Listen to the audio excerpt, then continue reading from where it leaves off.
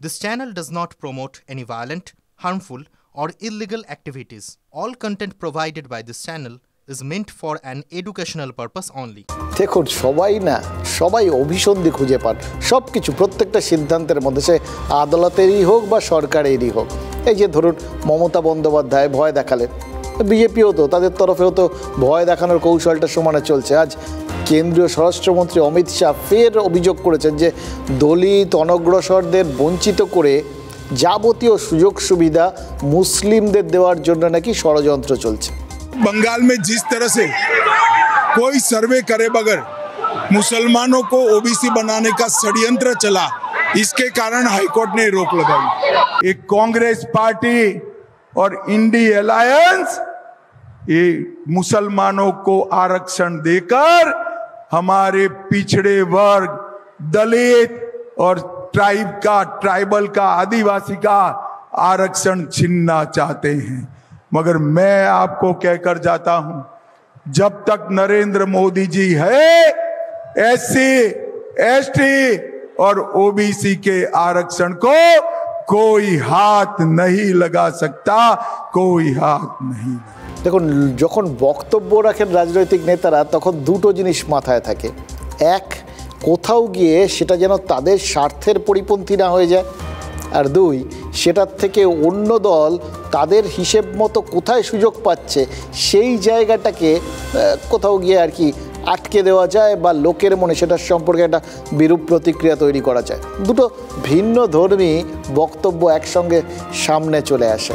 যেভাবে বিজেপি বা অন্যান্য বিরোধী দলগুলো গোটা বিষয়টাকে সামনে নিয়ে আসছে বা যেভাবে বিশ্লেষণ করছে, বা যে কারণটায় এই সময় আর কি এই রায়টা, হাইকোর্টের রায়টা এসে যাওয়ার পর যে জায়গাটা সবথেকে বেশি তুলে ধরার চেষ্টা করছে সেটা হচ্ছে কোথাও গিয়ে তৃণমূলের বিরুদ্ধে এতদিনের যেটা সবথেকে বড় অভিযোগ তাদের, সেইটা তোষণের রাজনীতি।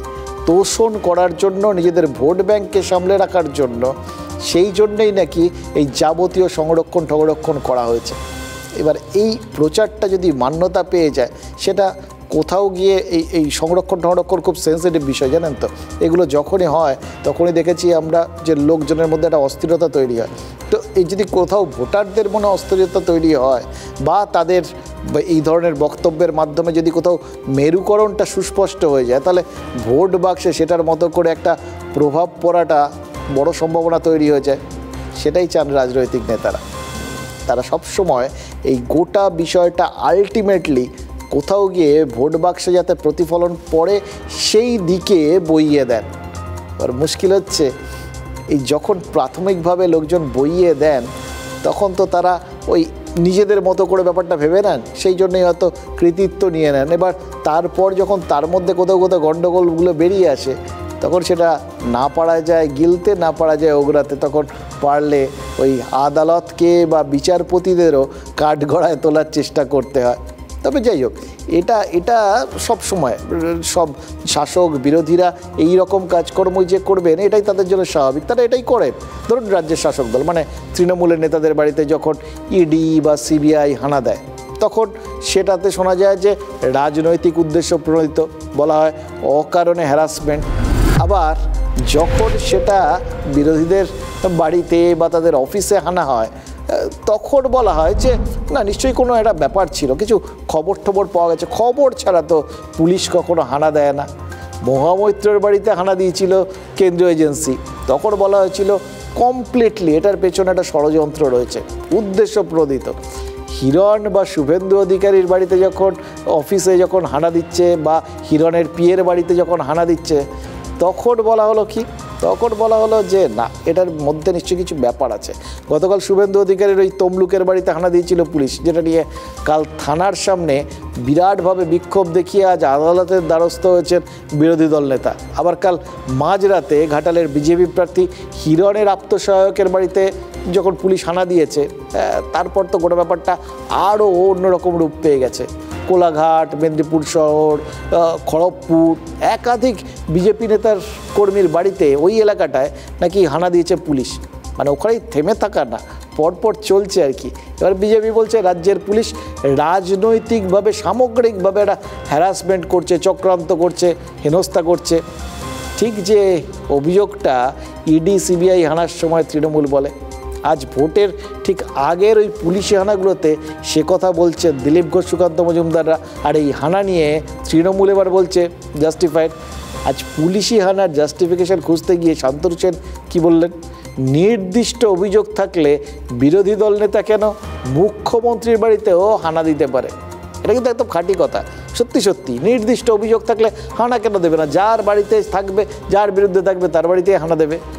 মুশকিল হলে এই কথাগুলো কয়েকদিন আগে বলেননি কেন, যখন ওই মুখ্যমন্ত্রী কেজরিওয়াল, দিল্লির অরবিন্দ কেজরিওয়াল, তাকে গ্রেফতার করা হলো, তখন শাসক দল মানে তৃণমূল বা তাদের নেতারা তারা কেন সমালোচনায় মেতেছিলেন? তবে হানা দিলে বা গ্রেফতার করলে অনুব্রত মণ্ডলকে যেরকম বীরের সম্মান দিতে যায় তৃণমূল, আজ কিন্তু তেমনই বড় জায়গা দেওয়ার কথা বলেছেন অমিত শাহ। রাজ্যের পুলিশ যত হ্যারাস করবে ততই নাকি শুভেন্দু অধিকারীর পোস্ট বাড়বে বিজেপিতে। মুখ্যমন্ত্রী বলুন বা বিরোধী দলনেতা বলুন বা কোনো মন্ত্রী বলুন বা প্রতিমন্ত্রী বলুন বা বিধায়ক বলুন বা সাংসদ বলুন, কেউ তো আইনের ঊর্ধ্বে নয়। তো পুলিশের কাছে সুনির্দিষ্ট কিছু তথ্য থাকলে সুনির্দিষ্ট অভিযোগের ভিত্তিতে পুলিশ যেতেই পারে। তাই তৃণমূল কংগ্রেস কোনো প্রতিহিংসা পরায়ণতার রাজনীতি করে না। अरे ममता दीदी, हम भाजपा वाले हैं, आपकी पुलिस से नहीं डरते। आपके मंत्रियों के यहाँ से रेड हुई, 51 करोड़ रुपया मिला। शुभेंदु के घर रेड हुई, 4 आना भी ममता दीदी को नहीं मिला, 4 आना भी। हम नहीं डरते। ममता दीदी, आज मैं कांटी में कह कर जाता हूं, पुलिस का दुरुपयोग बंद कर दो, वरना बंगाल की जनता जो 1 आध 2 4 सीटें भी देने वाली है वो भी चली जाएगी, वो भी चली जाएगी। ममता दीदी शुभेंदु पर जितना अत्याचार करेगी, भारतीय जनता पार्टी शुभेंदु जी को इतना ही बड़ा आदमी बनाए। দেখুন, এক যাত্রায় পৃথক ফল জিনিসটা একমাত্র রাজনীতির ক্ষেত্রেই বারবার হয়। এই যে এর আগে যখন ওই সংসদে বিভিন্ন অভিযোগে যখন সাংসদ পদ খারিজ হয়ে গেল মহুয়া মৈত্রের, তখন মমতা বন্দ্যোপাধ্যায় তাকে নিয়ে জনসভায় পাশে দাঁড় করিয়ে বলেছিলেন ওর বিরুদ্ধে ষড়যন্ত্র করা হয়েছে, কিন্তু মানুষ ওর পাশে ওই জন্য আরও বেশি করে বড় নেত্রী হয়ে গেছে আর কি। সবার আগে প্রথম প্রার্থী হিসেবে মমতা বন্দ্যোপাধ্যায় কিন্তু সেদিন ওই কোথাও গিয়ে মহুয়া মৈত্রের নামটাকে ঘোষণা করে দিয়েছিলেন। আজকে ঠিক একইভাবে একটা কথা বলে দিলেন অমিত শাহ, একইভাবে তিনি নেতা, বড় নেতা, নেতার থেকে বড়, আরও বড় করে দিলেন শুভেন্দু অধিকারীকে। একটা পার্থক্যের কথাও বললেন বটে, যে পার্থ চট্টোপাধ্যায়ের বাড়িতে এজেন্সি হানা দিয়ে 51 কোটি ক্যাশ পেয়েছিল, অথচ শুভেন্দু অধিকারীর বাড়িতে গিয়ে পুলিশ নাকি 4 আনাও পায়নি। এটা কিন্তু অমিত শাহ হতাশার সঙ্গে বলেননি যে ওর বাড়িতে খোঁজটোজ করে 4 আনাও পেল না, বলেছেন গর্ব করে। টাকা বা অন্য কিছু পাওয়া গেলে কি হতো, এই অভিযোগটা তাহলে অন্যরকমভাবে কি আসতো?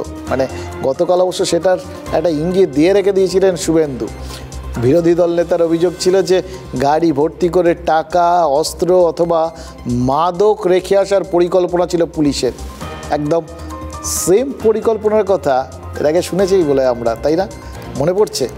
একদম সেম পরিকল্পনার কথা আমরা তৃণমূল নেত্রীর মুখ থেকে শুনেছিলাম। আইপ্যাকের লোকজনও সাথে ছিল এবং তারা ছোট হাতিতে করে, বস্তায় করে কিছু নয় অস্ত্র, নয় ট্রাক, নয় টাকা নিয়ে গেছে। অভিযোগটা পুলিশের বিরুদ্ধে। শুধু শুভেন্দু অধিকারীর কোলাঘাটের ভাড়া বাড়িতেই নয়, পুলিশের রেইড পড়েছে ঘাটালের বিজেপি প্রার্থী হিরণের আত্মসহায়কের বাড়িতেও। আমার ঘাটাল লোকসভার আমার আত্মসহায়ক, পার্টির আমার সাধারণ সম্পাদক তন্ময় ঘোষ, আমার পার্টির সম্পাদক সৌমেন মিশ্র, 3 জনের বাড়িতে একই সঙ্গে রাত্রি 2 থেকে 3টের সময় হামলা করছে। তাদের উদ্দেশ্য ছিল যে এদের বাড়িতে বন্দুক, বোমা, টাকা, গাঁজা রেখে কেস দিয়ে তাদেরকে অ্যারেস্ট করে নিয়ে চলে যাওয়া। এরা বুঝতে পারেনি যে আমি সঙ্গে সঙ্গে 5 মিনিটের মধ্যে পৌঁছে যাব। শনিবার ভোর, তার আগে মাঝরাতে একাধিক বিজেপি নেতার বাড়িতে, অফিসে পুলিশি হানা হয়েছে। রাতেই আত্মসহায়ককে সাহায্য করতে ছুটে যান হিরণ। সকালেও কেন্দ্রীয় বাহিনীর নিরাপত্তায় পুলিশের উদ্দেশ্যে অভিযোগ ছুটতে থাকেন ঘাটালের বিজেপি প্রার্থী। ঘাটাল থানার ওসি গাড়ির মধ্যে বসে আছেন, রাত 3টে থেকে চলছে। ওনারা নাকি এখানে পাকিস্তানের টেরোরিস্ট ধরতে এসেছেন।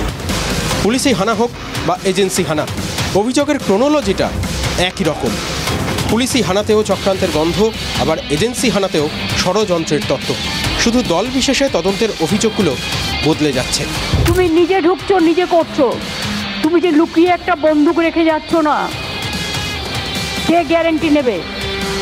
তুমি যে কয়েক কোটি টাকা নিজে বাক্সে করে নিয়ে ঢুকছো না, বেআইনি ভাবে রাজনৈতিক ভ্যান্ডেটা বাংলায় চলছে। এতদিন এজেন্সি আর পুলিশ নিয়ে রাজনৈতিক তরজা শোনা যাচ্ছিল শাসক বনাম বিরোধীদের মধ্যে। তমলুক, কাঁথি, ঘাটাল সহ 8 কেন্দ্রে ষষ্ঠ দফার ভোটের আগে এজেন্সি আর পুলিশের কি হানা দেওয়ারও প্রতিযোগিতা শুরু হলো?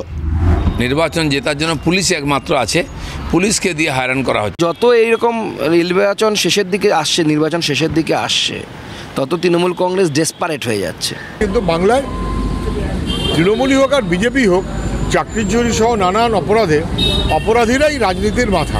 আচ্ছা, এইভাবে ধারাবাহিকভাবে সবাই মিলে পুলিশের বিরুদ্ধে এরকম তোপ দেওয়ার কোনো মানে হয়? পশ্চিমবঙ্গের পুলিশকে তো একসময় আন্তর্জাতিক মানের বলে ধরা হতো। তারপর বিভিন্ন অভিযোগগুলো আসতে শুরু করেছিল, রাজনৈতিক উদ্দেশ্যে পুলিশকে অপব্যবহার করা হচ্ছে। এই সমস্তগুলো আসার পরেই কি পুলিশের ধারঠারগুলো কমে গেল? এই যে শুভেন্দু, হিরণের আপ্তসহায়কের বাড়িতে পুলিশ পৌঁছলো, তাদের যে সক্রিয়তাটা পুলিশ দেখালো, সেটা কি সব জায়গায় ইদানিং দেখাতে পাচ্ছে? মানে এই নিউ টাউনের আবাসনে যে ঘটনাটা ঘটেছে, সেটা দেখেই হঠাৎ মনে পড়লো ব্যাপারটা, জানেন তো। মানে এটা কিন্তু খুব অস্বস্তিকর।